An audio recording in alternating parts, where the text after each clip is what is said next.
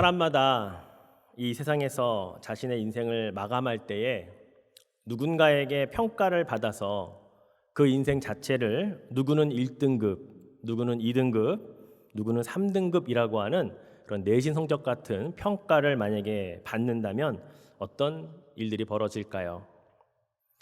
그리고 그 평가 등급에 따라 사후에 또 다른 삶이 각각 다르게 주어진다라고 한다면 과연 사람들은 생각을 바꾸고 지금 살아가는 삶의 모습을 바꿀 의향이 있을까요? 지금 삶의 모습이나 삶의 그 태도가 완전히 바뀔 것 같지는 않습니다. 그렇게 되면 지금 사는 인생을 후회 없는 삶을 살고자 사람들이 다 바꿀 것 같지만 그렇지 않다라는 것을 저는 압니다. 여러분은 어떻게 생각하십니까? 제가 왜 그렇게 생각을 하는 이유를 말씀을 드리죠. 사람들은 사후의 삶 자체를 아예 믿지를 않기 때문입니다. 사람들에게 물어보면요, 천국과 지옥에 대한 것이 있냐고 물어보면 있다라고 말하는 사람들이 그래도 있습니다.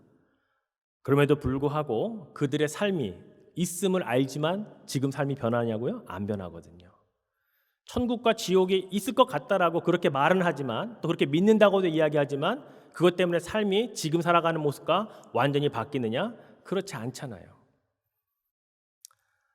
사람마다 그 사람의 인생이 어떠했는지 평가하는 기준은 다르지만 그 사람이 이 세상을 떠날 즈음에 마지막으로 남기는 한마디가 어떤 내용인가를 우리가 알 수 있다면 그 내용에 따라서 우리는 어느 정도 그 사람이 어떤 인생을 살았구나 이렇게 우리는 짐작할 수가 있습니다.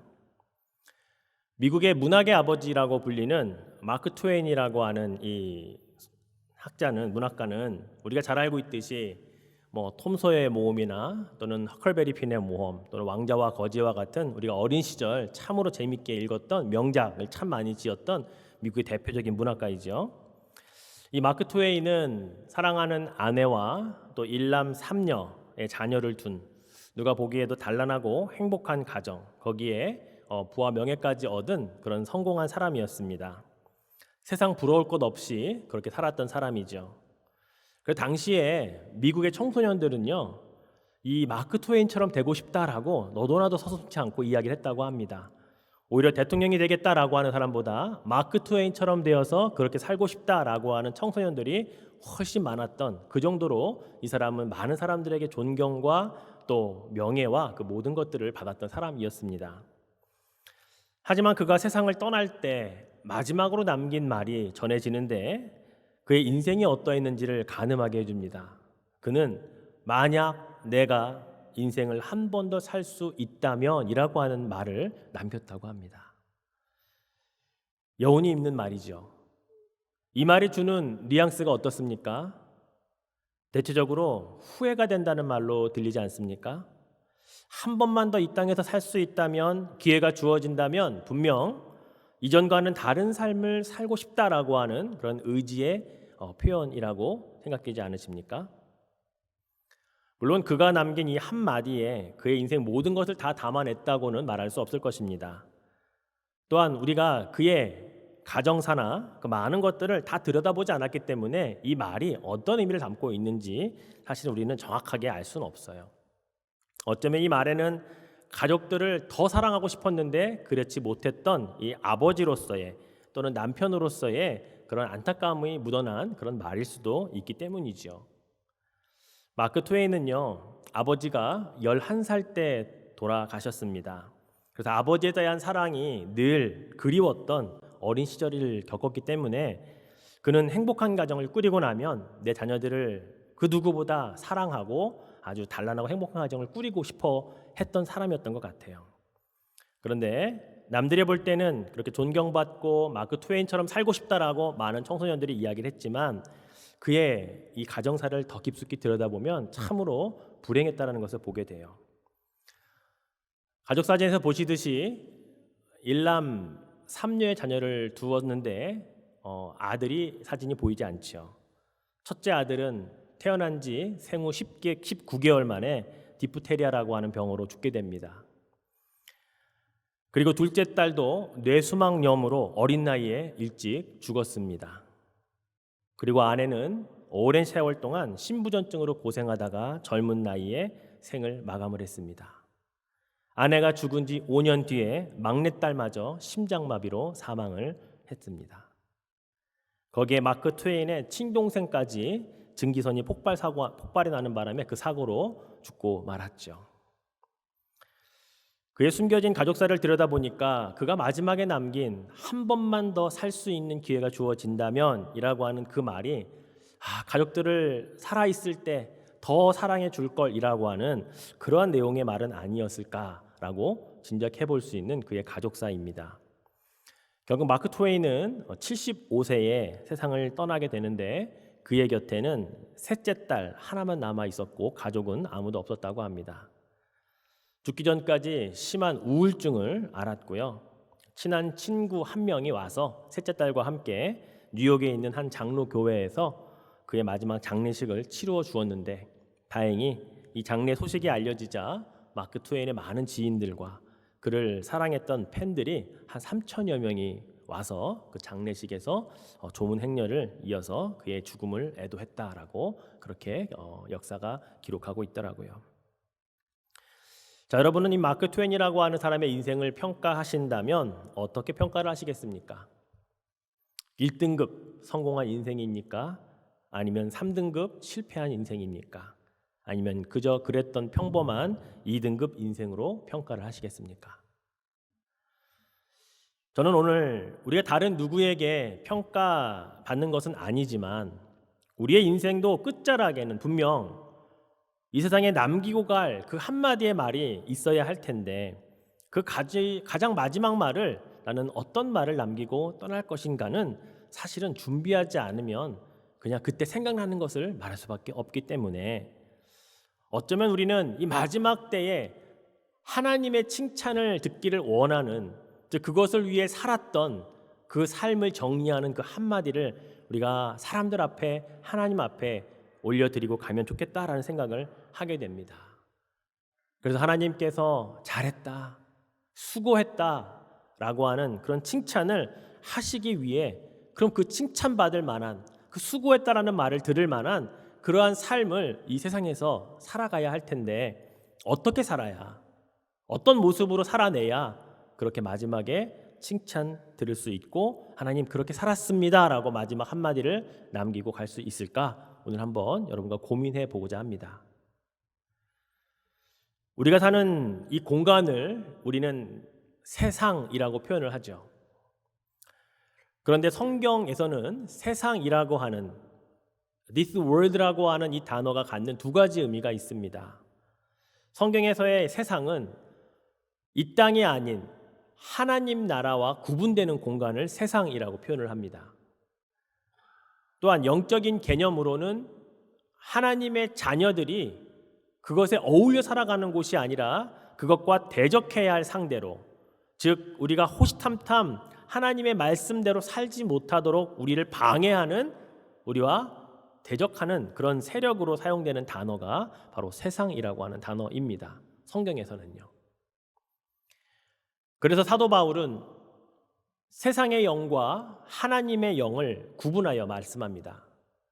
고린도전서 2장 2절 말씀에 보면 우리가 세상의 영을 받지 아니하고 오직 하나님으로부터 온 영을 받았으니 이는 우리로 하여금 하나님께서 우리에게 은혜로 주신 것들을 알게 하려 하심이라 라고 말씀하고 있거든요. 이 말씀처럼 세상이 주는 영을 받으면 하나님께서 우리에게 은혜로 주신 베푼 것들을 알지 못하는 자가 될 수밖에 없다는 거예요. 그 이유는 세상은 그것을 하나님의 은혜라고 말하지 않거든요. 운이 좋았다라고 말합니다.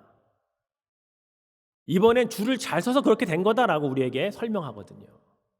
그 사람 잘 만나서 된 것이다라고 말이죠.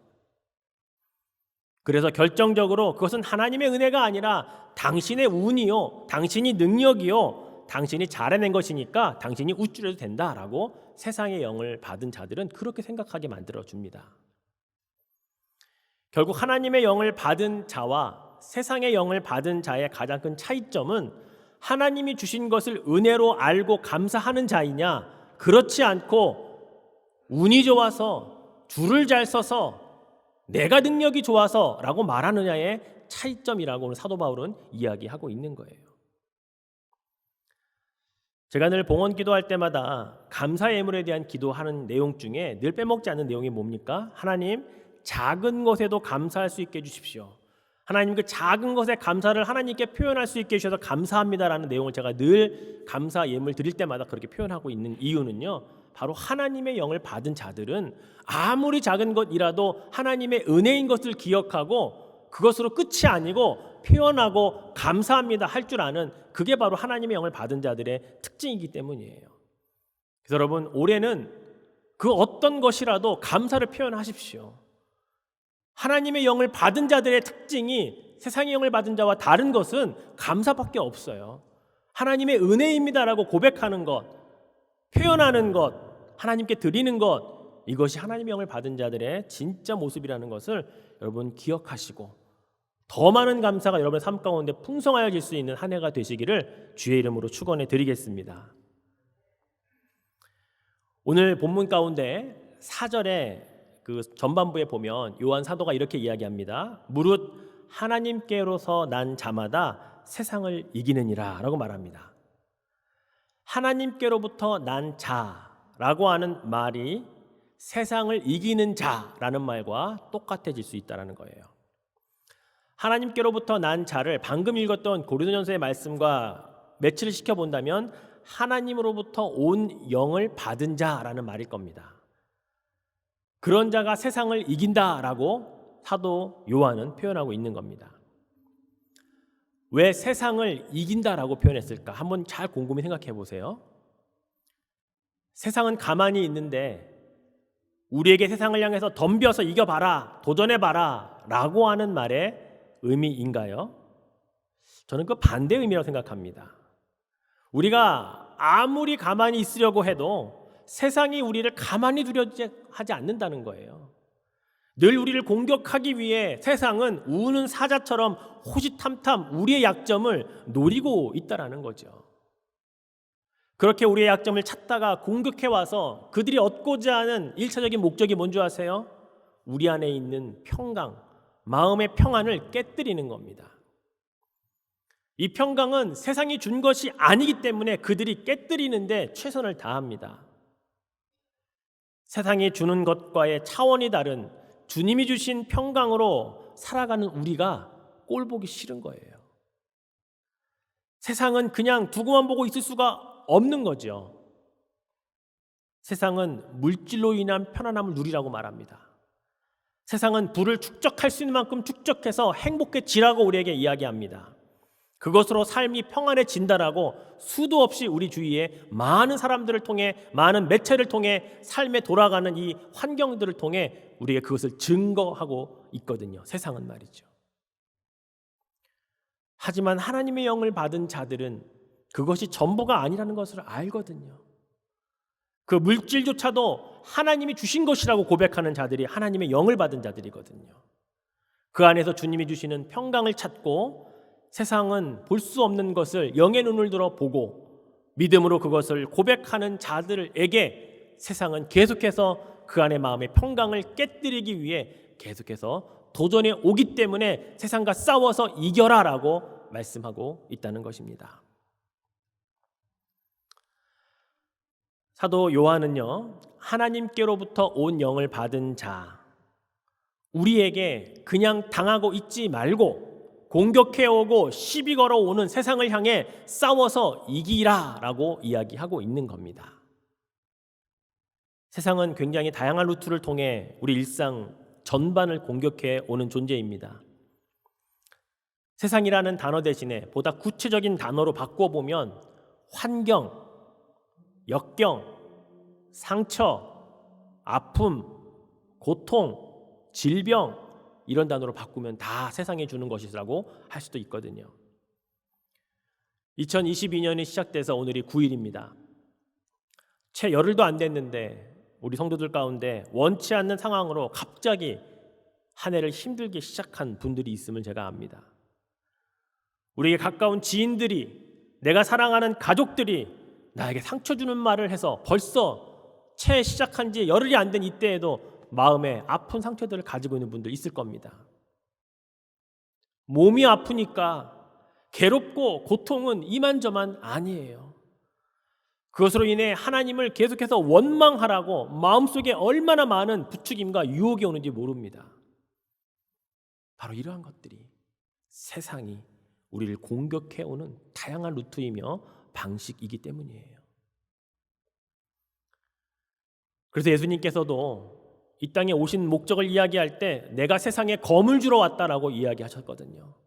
검은 싸울 때 쓰는 겁니다. 사도 바울 또한 우리의 싸움은 피를 찰찰 흘리고 몸이 다치는 육의 싸움이 아니라 공중권세 잡은 자들, 즉 세상과의 영적인 싸움이라고 우리에게 분명히 이야기를 했다는 것입니다. 우리가 싸워야 할 대상이 어떤 자들인지에 대한 정의를 분명하게 내려주었던 것이죠. 그래서 세상과 싸워서 맞서 이겨야 하는 것입니다. 어떻게 해요? 사도 요한이 우리에게 제시한 방법이 뭐예요? 세상을 이기는 믿음이라고 이야기하고 있다는 거죠. 자, 오늘 본문 4절 말씀을 같이 한번 읽어볼까요? 무릇 하나님께로부터 난 자마다 세상을 이기느니라. 세상을 이기는 승리는 이것이니 우리의 믿음이니라. 할렐루야. 세상을 이기는 믿음이래요. 믿음. 세상을 이기는 승리가 있는데 그것은 우리가 가진 믿음이 최고다라고, 그것이 무기다라고 이야기하고 있는 거예요. 예수님은 우리에게 검을 주러 왔다, 내가 너에게 검을 주었다라고 말씀하시고 있고요. 그리고 예수님은 그러니 네가 한번 싸워봐라, 여기에서 끝나지 않으시거든요. 예수님도 몸소 싸워서 이겨주셨던 것을 우리에게 본으로 보여주셨습니다. 요한복음 16장 33절에 예수님 이렇게 말씀하시죠. 이것을 너희에게 이르는 것은 너희로 내 안에서 평안을 누리게 하려 함이라. 세상에서는 너희가 환난을 당하나 담대하라. 내가 세상을 이기었노라. 예수님이 이미 이기셨던 것을 우리에게 보여주셨거든요. 그것으로 내가 검을 줄 테니 너희도 세상을 이기는 믿음을 가지고 싸워서 이겨라. 환난이 있고 어려움이 있고 질병이 있겠지만 담대하라. 하나님이 주신 그 믿음을 가지고 세상을 이겨라. 내가 이미 세상을 이기었노라 라고 말씀하고 있다는 사실입니다. 그렇습니다. 세상은 우리에게 끊임없이 환난과 역경과 고통을 줍니다. 환경적으로, 상처로, 고통과 아픔으로, 질병으로 말이죠. 그러나 주님이 주시는 평강으로 담대한 믿음을 가지면 이길 수 있음을 믿으시기 바랍니다. 예수님이 이미 세상을 이기셨고 우리는 그 예수님을 믿는 자들이기 때문에 그 믿음 하나로 승리자의 반열에 설 수 있다는 사실을 여러분 기억하시기를 바랍니다. 우리가 믿음장이라고 알고 있는 히브리서 11장을 보면요, 전체적으로 세상과 싸워서 믿음으로 승리했던 사람들의 이야기가 많이 기록되어 있습니다. 11장 4절부터 31절까지 보니까 아벨에서부터 에녹, 노아, 아브라함, 사라, 이삭, 야곱, 요셉, 모세와 기생 라합이 세상을 다 이겼다. 뭘로요? 믿음으로라고 성경은 그들의 삶을 증언해주고 있는 거예요. 그리고 나서 아예 32절 한 절에서는 다 모아가지고 내가 무슨 말을 더하리요? 기드온, 바락, 삼손, 입다, 다윗, 사무엘과 선지자들의 일을 말하려면 시간이 부족하고 지면이 부족해서 여기까지라고 히브리서 기자가 32절에 이렇게 쓰고 있죠. 그리고 이제 결론을 내는 38절에 가면 뭐라고 결론을 냈냐면요, 이런 사람은 세상이 감당하지 못하느니라 라고 기록하고 있어요. 도대체 이런 사람이 누구예요? 믿음으로 사는 사람, 세상을 이기는 믿음을 가진 사람은 그런 세상이 감당하지 못한다는 거예요. 영어 NIV 성경에는요, The world was not worthy of them. 세상은 그들에게 가치가 없다. 그렇기 때문에 그들은 세상을 따라가지 않고 세상을 이기고 세상이 그들을 감당할 수가 없다라고 그렇게 기록하고 있다는 거죠. 세상이 주는 물질과 안락함과 명예와 같은 세상적 평안들로 그들의 마음을 사로잡을 수 없다라고 성경이 기록하고 있습니다. 그것이 바로 세상을 믿음으로 이겼던 자들의 특징이기 때문인 것이죠. 사랑하는 성도 여러분, 그렇다면 지금 여러분의 믿음은 어떤 믿음입니까? 여러분이 더도 말고 덜도 말고 지금 이 순간, 지금 예배드리고 있는 이때에 여러분의 믿음은 세상을 이길 수 있는 믿음입니까? 아니면 단순히 세상과 싸울 수 있는 믿음입니까? 제가 왜 세상을 이기는 믿음과 세상과 싸우는 믿음을 구분했냐면, 세상과 싸우는 믿음은요, 주님이 원하시는 믿음이 아니에요. 주님은 세상과 싸워서 이기는 믿음을 원하시는 거지, 그냥 한번 싸워볼 정도의 수준의 믿음을 말씀하고 있지 않기 때문입니다. 지금 우리에게 필요한 것은요, 세상과 싸우는 믿음이 아니고 세상과 싸워서 이기는 믿음이라는 사실을 여러분 꼭 기억하시기를 바랍니다. 그러한 믿음을 소유하고 싶다고 도전하시기를 바랍니다. 베드로전서 5장 9절 말씀에 보니까 베드로 사도가 너희는 믿음을 굳건하게 하여 그를 대적하라. 이는 세상에 있는 너희 형제들도 동일한 고난을 당하는 줄을 알미라. 세상은 고난과 역경과 모든 아픔들을 우리에게 주고 있지만 믿음을 굳건하게 하여 대적하여 싸워 이기는 믿음을 가지라고 우리에게 말씀하고 있거든요. 여러분, 깡패와 불량배 그리고 유단자와 숨은 고수들의 차이를 아십니까? 깡패나 불량배는요, 자신이 뭐나 된 것처럼 아무 때나 들이대고 껄렁대고 막 어깨를 막 들먹들먹거리는 자이며 막 시비를 거는 자들입니다. 그런 자들을 보고 깡패라고 말하고 때로는 불량배라고 이야기를 하죠. 자신이 대단한 싸움꾼인 것처럼 그렇게 말하고 행동하는 사람들일 것입니다. 반면에 무술 유단자나 숨은 고수들은요, 겉으로 보기에는 평범합니다. 그리고 자신들이 가진 이 실력이나 무술을 함부로 아무렇게나 보여주지도 사용하지도 않습니다. 위기의 순간에 그리고 정말로 필요한 때에 자기를 보호하거나 선한 사람이 다칠 것을 우려해서 그들을 보호하려고 할 때 그들의 무술이나 갈고 닦은 실력들을 발휘해서 일순간에 제압하는 것, 바로 이러한 자들 우리는 무술 유단자 또는 숨은 고수 이렇게 표현을 하죠. 저는 믿음도 이와 같다고 생각합니다. 믿음을 아무 때나 갖다 붙이는 싸구려 믿음의 소유자는 믿음의 깡패요, 믿음의 불량배와 같아요. 믿음이 있는 척, 믿음으로 사는 척, 그래서 세상의 모든 주는 시험을 다 이길 수 있는 것처럼 거들먹거리고 다 이기는 것처럼 그렇게 말하지만, 그러나 진정한 믿음의 고수는 세상의 싸움을 걸어올 때 묵묵히 자신을 돌아보고 어떻게 이 싸움을 이길 것인가를 하나님 앞에 기도하며 그리고 한 방에 제압할 수 있는 사람인 것입니다. 시험 당할 것 다 당하고 아플 것 다 아프고 그 다음에 이기는 자가 고수가 아니에요. 이 숨은 고수가 되기까지 그들은 얼마나 많은 시간 동안 스스로를 단련하고 훈련하고 자신의 무술을 갈고 닦고 왔는지를 우리는 기억해야 합니다. 그러한 시간들이 있었기에 그렇게 한 방에 제압할 수 있는 내공과 그런 힘들이 생긴 거거든요. 여러분, 믿음의 불량배로, 믿음의 깡패로 그렇게 살지 마십시오. 믿음을 가진 숨은 실력자로, 숨은 고수로 여러분 믿음을 갈고 닦으십시오. 그래서 성경은 믿음은 자라는 것이라고 이야기를 하잖아요. 믿음은 키워낼 수 있다라는 말이거든요. 그리스도의 장성한 분량까지 그렇게 자라가도록 최선을 다할 때 우리 믿음의 숨은 고수가 될 수 있는 것입니다. 예수님이 내가 세상을 이기었노라 하신 그 믿음의 분량까지 갈 때에 우리도 세상을 단번에 제압하고 승리할 수 있게 되는 것입니다. 오히려 예수님은 나보다 너희는 더 큰 일을 할 거다라고 말씀하셨거든요.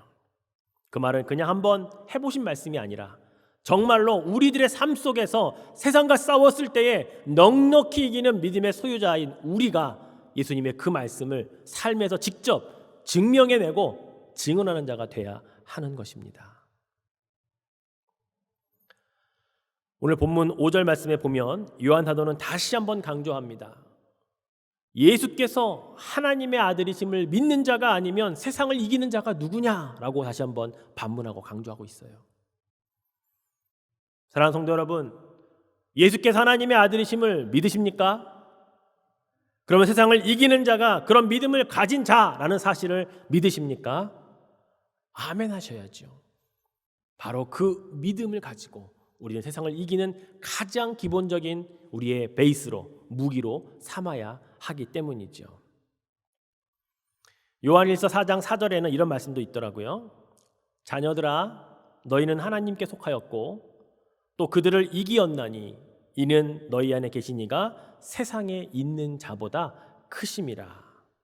예수 그리스도가 하나님의 아들이심을 믿는 우리 안에는 하나님의 영이 거하십니다.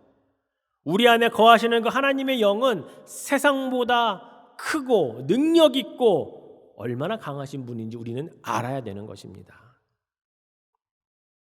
그래서 오늘 본문 1절 말씀에 보면 이렇게 시작을 하고 있죠. 예수께서 그리스도이심을 믿는 자마다 하나님께로부터 난 자니 또한 낳으신 이를 사랑하는 자마다 그에게서 난 자를 사랑하느니라. 예수님을 믿어서 하나님께로부터 난 자들은 다른 하나님을 사랑하는 하나님의 자녀들, 다른 하나님의 자녀들을 사랑한다라고 말하고 있거든요. 사랑해야 한다라는 명령이 아니고요. 사랑하게 되어 있는 존재다라고 이야기하고 있어요. 누가요? 예수를 믿고 하나님으로부터 난 자녀들이요. 다른 하나님의 자녀들을 그냥 사랑하는 그 존재 자체다라고 말하고 있죠. 억지로 사랑해야 된다라고 이야기하고 있지 않거든요. 내가 하나님의 자녀라면 나와 또 다른 하나님의 자녀를 사랑하지 못한다면 이 말이 틀린 말이 되거나 이게 빌진리가 되거나 아니면 내가 하나님께로부터 제대로 난 자가 아닌가라고 의심해 봐야 되는 거 아니겠습니까? 예수님께서 요한복음 1장 12절과 13절 말씀에 이렇게 분명히 말씀하셨거든요. 영접하는 자, 곧 그 이름을 믿는 자들에게는 하나님의 자녀가 되는 권세를 주셨다. 이는 혈통으로나 육정으로나 사람의 뜻으로 나지 아니하고 오직 하나님께로부터 난 자들이니라. 자, 12절 말씀을 보면요. 예수님을 나의 구원자로 믿고 영접하기로 결정하는 순간 우리에게 주어지는 것이 하나님의 자녀의 권세입니다. 이 권세라는 말을 이 헬라어 원어로는 엑수시아라고 하는 단어를 쓰는데요. 이 엑수시아라고 하는 이 헬라어는 특권이라는 말이고요. 또는 능력이라는 말이고요. 또는 자유라는 말까지도 포함이 됩니다. 자, 근데 이 자유라고 하는 단어는 우리가 알고 있는 일반적인 그냥 프리덤의 개념이 아니고요. freedom to do what once pleased. 즉 선택할 수 있는 자유, 내가 좋아하는 것을 기뻐하는 것을 할 수 있는 자유라는 개념의 아주 좀 특별한 의미의 자유를 이 엑수시아라고 하는 단어가 가지고 있더라고요. 이것은 무엇을 뜻할까요? 예수 그리스도를 영접하여서 하나님의 자녀가 되는 자들에게 하나님께서 특권처럼 주시는 것 가운데 이 자유라는 것이 있는데 내가 기뻐하는 것, 내가 하고 싶은 것을 할 수 있는, 마음껏 할 수 있는 그 자유가 하나님의 자녀들에게 주는 권세라는 것입니다. 그런데 그 권세의 그 자유는 어떤 자유이냐? 세상을 위하거나 세상을 기쁘게 하는데 마음대로 선택하는 자유가 아니라 하나님을 기쁘시게 하기 위하여 나와 다른 하나님의 자녀들을 사랑하는 자유며 세상의 도전과 시험 앞에 그것을 이기는 믿음을 갖기로 선택하는 자유라는 사실입니다. 이게 바로 엑수시아라고 하는 이 권세요, 특권이요, 능력이요, 그리고 자유라고 하는 의미의 바로 이 단어가 가지고 있는 뜻인 거예요. 세상이 좋아하는 건 뭐예요? 죄 짓는 일입니다. 그 자유를 죄 짓는 일에 사용한다면 하나님의 권세를 자녀의 권세를 잘못 사용하고 있는 거죠. 하나님께로부터 난 자들은요. 오늘 요한일서 3장 9절 말씀에 보면 하나님께로부터 난 자마다 죄를 짓지 아니하나니 하나님의 자녀가 받은 그 권세를 그 엑수시아를 가지고 죄를 짓지 않는 것을 선택하는 자유를 행하나니라는 뜻이거든요. 이는 하나님의 씨가 그의 속에 있기 때문이고 그가 범죄하지 못하는 것은 하나님께로부터 난 자녀이기 때문에 바로 엑수시아라고 하는 권세, 그 자유를 가지고 있기 때문이라고 요한 사도가 계속해서 이야기하고 있는 것입니다.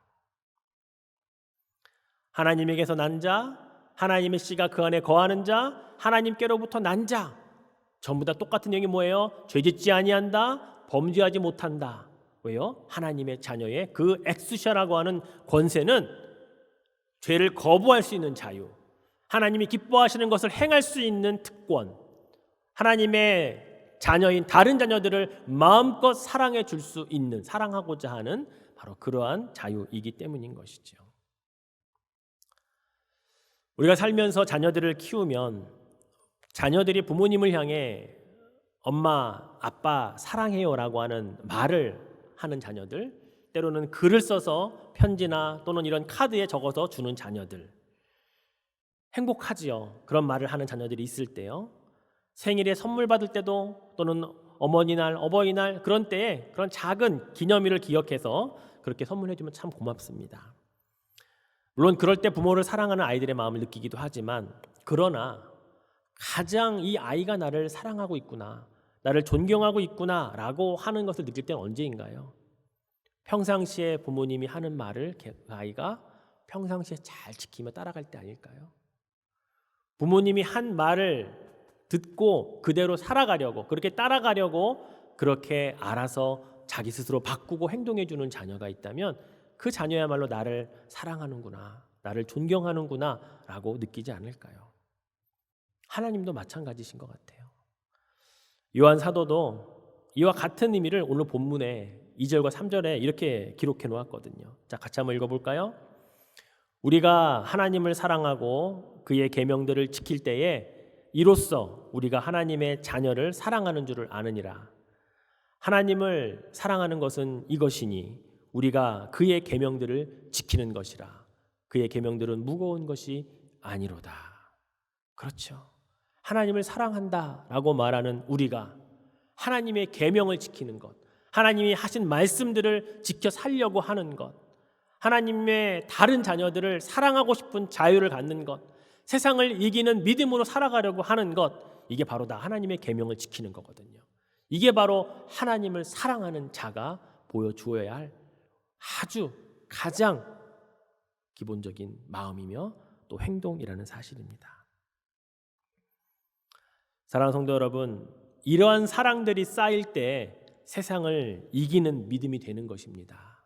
이러한 계명들을 지키려고 우리가 하나씩 하나씩 해 나갈 때에 바로 우리는 세상을 이길 수 있는 믿음의 소유자로 칭찬 듣는 인생이 될 수 있다라는 사실입니다.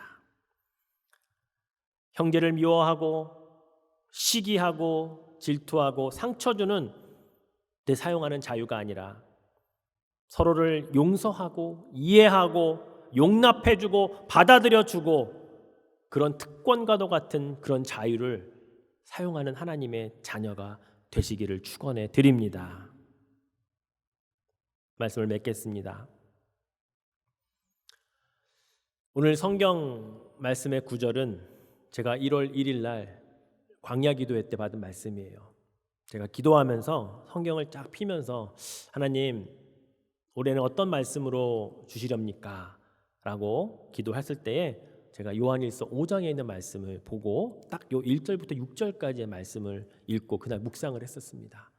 그리고 그날이 1월 1일이고 다음 날이 1월 2일이었기 때문에 그때는 설교 준비한 시간이 너무 짧아서 그 다음 주에 하나님 말씀을 꼭 제가 선포하겠습니다라고 해서 제가 1월 1일부터 오늘까지 말씀을 묵상하다가 이제 어제까지 묵상하다가 말씀을 여러분께 전해드립니다.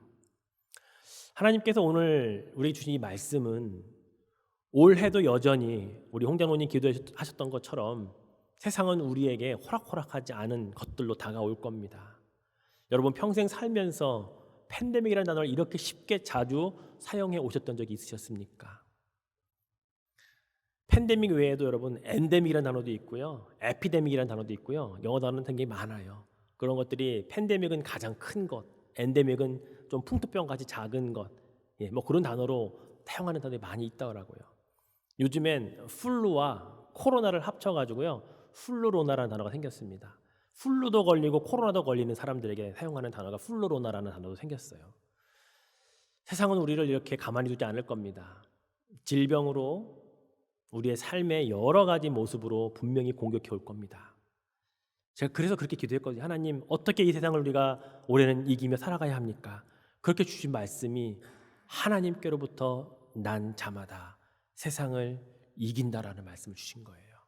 세상을 이기는 믿음은 이것이니 하나님을 믿는 자, 예수 그리스도를 믿고 하나님께로부터 난 자는 세상을 이긴다라고 그 말씀을 주셨습니다. 마지막 6절 말씀을 보십시오. 이는 물과 피로 임하신 이시니 곧 예수 그리스도시라. 물로만 아니요 물과 피로 임하셨고 증언하신 이는 성령이시니 성령은 진리니라. 마지막 이렇게 끝이 나죠. 예수님이 세상을 이기신 방법은요, 물과 피였습니다. 물과 피를 어디서 쏘셨냐면 십자가에서 쏘셨어요. 그분은 천군 천사를 호령할 수 있는 그러한 위치에 계신 분이셨지만 십자가에서 승리하셨다고요. 물과 피를 쏟으심으로 말미암아. 우리가 세상을 이기는 방법은 싸우라는 말이 진짜 피켓 들고 나가서 항의하고 프로테스탄트하는 그런 승리가 아닌 거예요. 예수님이 보여주신 승리를 우리가 기억해야 된다는 거죠. 바로 십자가에서의 희생. 예수님이 보여주신 그 승리, 그것을 우리는 십자가를 우리의 무기로 삼고 나아갈 때에 성령께서 그것을 증언하여서 이게 바로 세상을 이기는 믿음이다라고 우리에게 알려주신다라는 것입니다. 사랑하는 성도 여러분, 그럴 때에 사흘 만에 부활의 사건이 일어나는 겁니다. 사망 권세를 이기시는 것은 바로 부활 통해 성령께서 우리에게 진리로 증언해 주셨다라고 하는 사실이지요. 사랑하는 성도 여러분, 오늘날 우리가 살아가는 세상은 하루에도 수없이 많은 불신앙과 비진리들이 우리의 마음과 우리의 생각을 계속해서 공격해 올 겁니다. 그럴 때 우리는 당하고만 있으면 안 되는 거예요. 이제는 세상을 싸워서 이기는 믿음을 가지고 믿음의 고수가 되어서 우리가 가진 믿음으로 그 어떤 역경과 시련들이 올지라도 담대히 맞서 싸우는 승리자로 살아가시는 한 해가 되시기를 축원해 드립니다. 진리의 성령과 함께하면 그 어떤 불신앙과 비진리가 닥쳐온다 할지라도 우리는 이길 수 있다는 사실을 믿으십시오. 세상을 이기는 우리의 믿음을 가지고 한 주간도 승리하며 살아가실 수 있기를 주님의 이름으로 축원해 드리겠습니다. Oh, the deep, deep love of Jesus spread His praise from shore to shore. How He came to pay our ransom through the saving cross He bore. How He watches o'er His loved ones, those He died to make His own. How for them He's interceding, pleading now before the throne. Oh, the deep, deep love, all I need and trust is the deep, deep love of Jesus. Oh, the deep, deep love, all I need and trust is the deep, deep love of Jesus.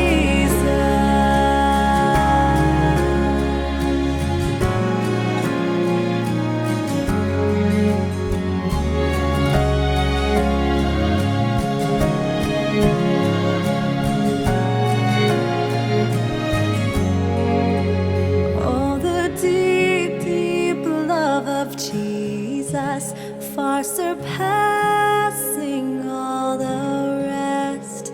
It's an ocean full of blessing in the midst of every test. Oh, the deep, deep love of Jesus, mighty Savior, precious friend.